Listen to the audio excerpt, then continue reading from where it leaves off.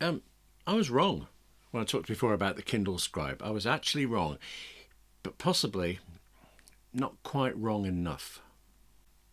Hello, I'm William Gallagher, and this is 58 Keys, which, as ever, as always, is for writers like you and me who use and who write on Macs and iPhones and iPads, but then occasionally things like this, which are kind of relevant to us.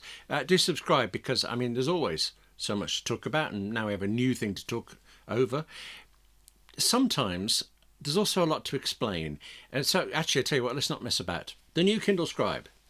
It's advertised as being for writers, and it is much better for us than it first appeared to me.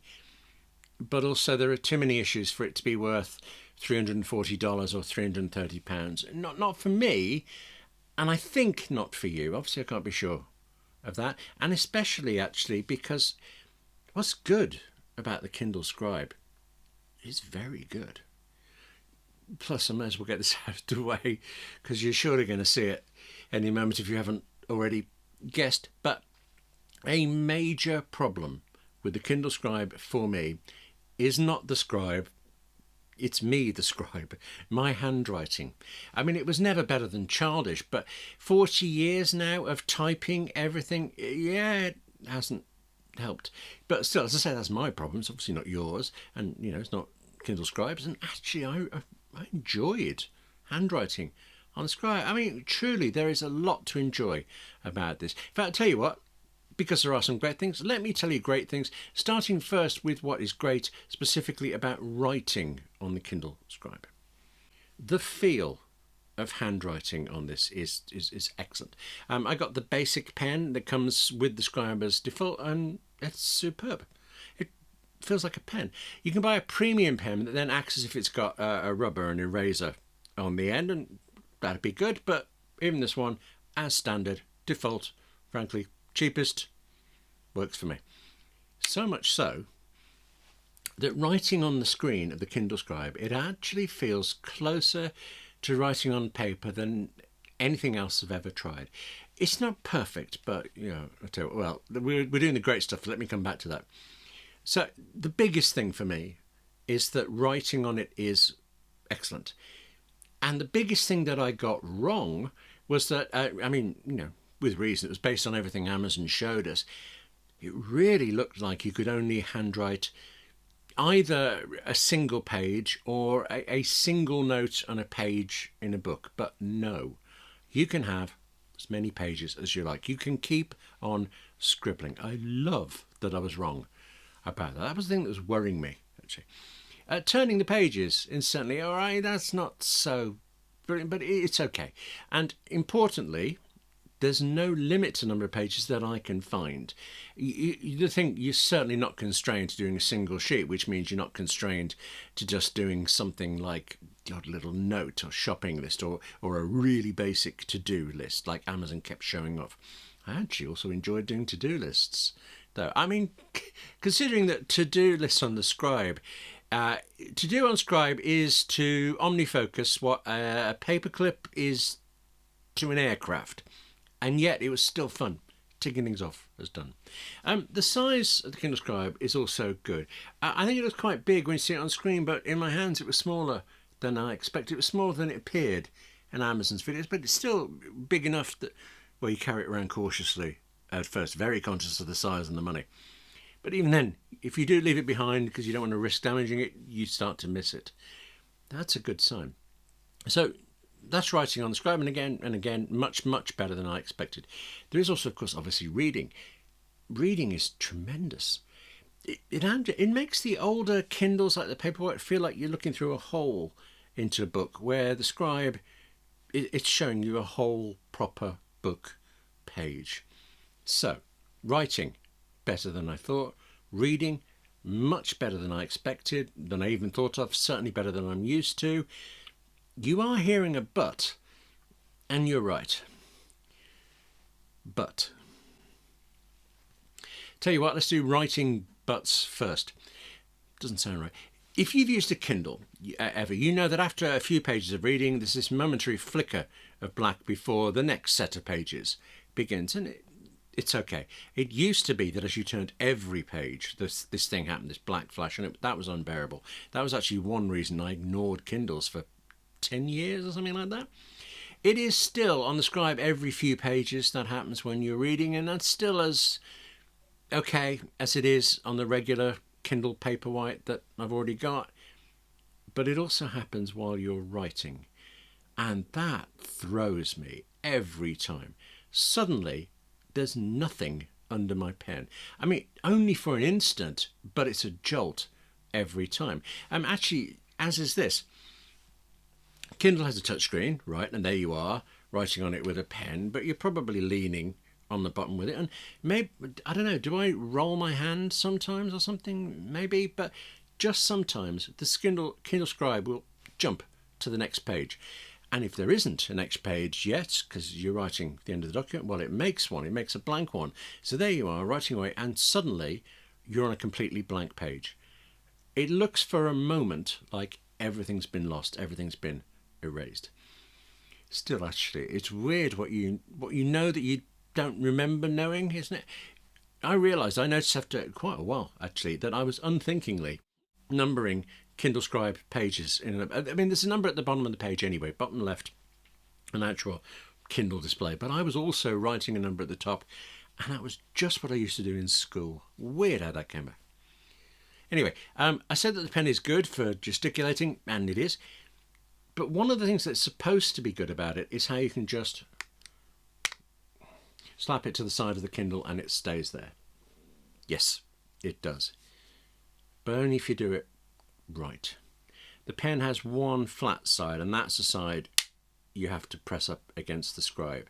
I'm pretty sure that's the same with the second generation Apple Pencil and the iPad, but here, using this more, I know I'm kind of continually rolling the pen, and so often and I have to remember to do right. And then actually when I do get it right, I'm still able to knock the pen out of kilter or even completely off often enough, easily enough, that I worry about losing it. So I end up leaving the pen on my desk, and of course then wanting it to write with later when I'm nowhere near my office and my desk. I find you also need the pen for moving around your writing. You can swipe with your finger, or, like I said, roll your hand to get to other pages of your writing. That does seem a bit fiddly. I'm not sure why it seems fiddly, but I keep finding that it's quicker to press the pen against the tool for, I don't know what it's called, for doing things rather than writing things, and then tapping to add a new page or move to that instead of scribbling away. I realise too that I would like to be able to do things like circle a line and then just drag it somewhere out of the way, the way you can on iPad apps, for example. But yeah, no, forget it. There is no tool for doing anything remotely like that on the Kindle Scribe. Actually, this toolbar as a whole, it isn't very clear to me. I mean, the top control is for ink, for whether you're writing with a fine line or a wide and heavy one. And then the next two, they look so similar to me, particularly at night, that I can't remember. One's for erasing what you've written, fine, and the other is for emphasising what you've written by kind of dragging a highlight over it. I said the top button, there is actually one above. It's like a collapsible tool, and you can collapse the toolbar down to one icon when you've got the tool that you want, which is good because it stops that big toolbar thing being a distraction on the screen. Except because you can also write in regular books that you're reading on the Kindle, that minimised toolbar also appears when you're just reading, and I do find that distracting. Can't seem to stop noticing it. Maybe that's because I'm never going to write in a book. I mean, never have, never will. For the sake of, if I want to make a note, I'll jot down the page number on a separate page in a different... Yeah, I will jot down the page number. I won't make a note in the book, which is, again, I mean, obviously that's just me. And, I'm trying to read from your face here. You might be someone who scribbles all over your books, although frankly remind me to never lend you one. Okay? I don't even use bookmarks. I just remember the page that I'm on. It does get confusing when you're reading 7 books at the same time, but I cope.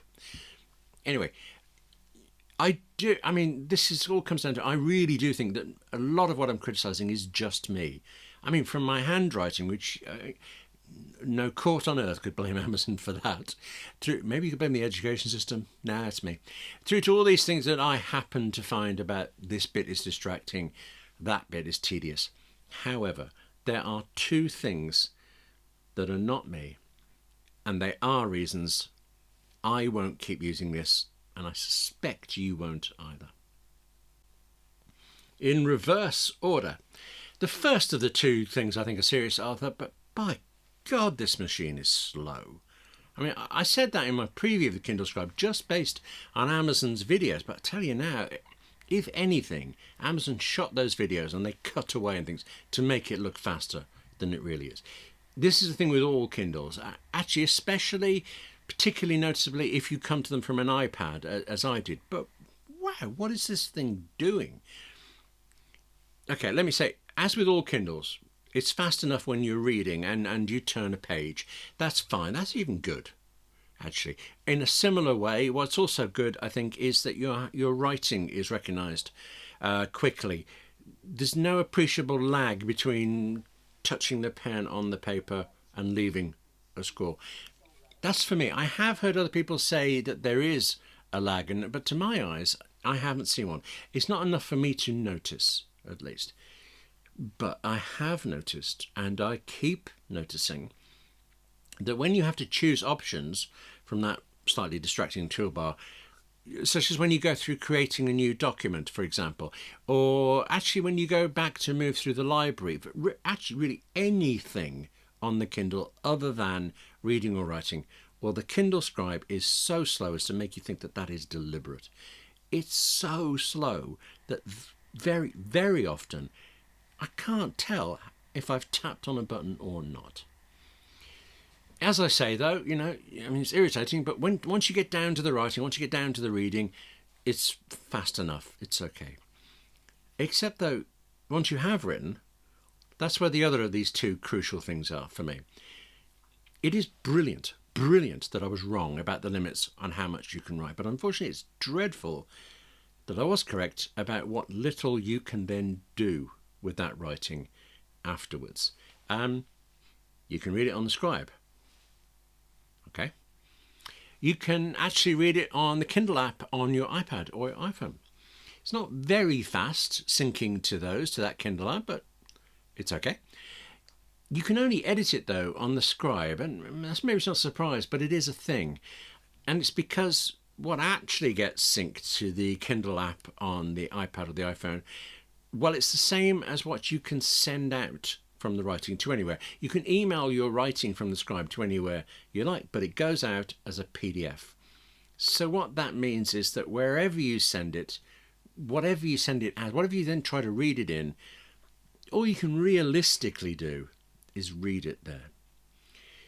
I do like it actually for reading scripts on Scribe, and because you can send a script to it, you can mark them up with handwritten notes. So there's this, and especially if you are a writer who currently likes writing the first draft on paper and will then type it up, well, you'll feel at home with that. But I'm not. I'm a typist first.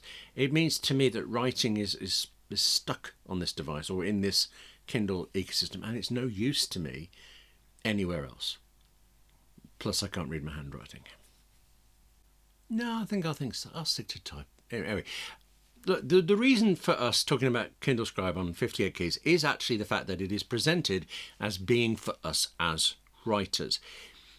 But obviously writers are readers, and there is one little thing about reading on the Scribe that's a reading butt, a thing that I don't like, and it's this grip down the side. You can rotate the Scribe and the page will swing around for you to suit. Did it do it there? Yes, good. So you can choose on a whim whether to hold it on the left, on the grip on the right, and that's great. Good. Except, whichever hand I happen to see, I nearly knocked the pen off again. I prefer to read a Kindle one-handed, and then the grip gets in the way. I'm having to hold it now with both just to show you. On a Paperwhite, without this big bezel thing, I've got used to stretching out my thumb just enough that when I tap it, it turns to the next page that I'm reading. with this grip in the way, I am often accidentally not quite reaching far enough and instead turning the page back one instead. It's amazing actually how often it takes you've got to read an entire paragraph before you notice that you've gone back instead of forward. I must be reading some rubbish books. The answer, of course, is to use your other hand. And I suppose that is what we do in a paper book, isn't it? You hold it in one hand, yeah. But with a Kindle like this, it feels wrong. And this grip, it feels like it gets in the way. Oh, I haven't mentioned battery life. Amazon says it's amazing. Yeah, but simple math says no, it isn't. I've only had this a short while, but despite the promise of weeks and weeks between charging up the battery, if you use it more than half an hour a day, well, then the weeks very quickly turn to days. And we're writers. We are going to spend a long time writing on something. And if that long time is somewhat more than 30 minutes at a time, well, then the days become hours.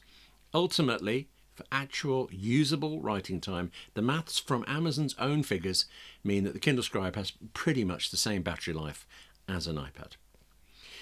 Still, seriously, lots of good things. Let me remind you what I think really matters. You can write much more on the Scribe than I believed. I was totally wrong about that. And the act of actually handwriting, good or bad handwriting, well, that's excellent. I really enjoy that. Plus, page for page, reading on the Scribe, that is the best I've ever seen on a Kindle. So, even though you may possibly just have picked up that I think it's not for me, I'm quite conscious that it could be for you. I think it actually comes down to a question, well, for both of us really, is it worth $340 or £329? And I don't think so. Not for me, I'm afraid. I like it, but it's for what it gives us. I just don't think there's enough there. Yeah, maybe there'll be a Kindle Scribe 2 that will do more. Let's hope so. Anyway, I've enjoyed playing with this. Thank you for giving me part of an excuse to get it to try. I'm very grateful for that. But that's it for this edition of 58 Keys. Thank you very much for watching. Now, take care of yourself, eh? I mean, go write more as well. That's very much part of it too. What, write on anything. You could even try paper. I hear that's... Paper apparently has the greatest paper-like feel of any writing implement. I'm assured of that quite often. Listen, I'll see you soon.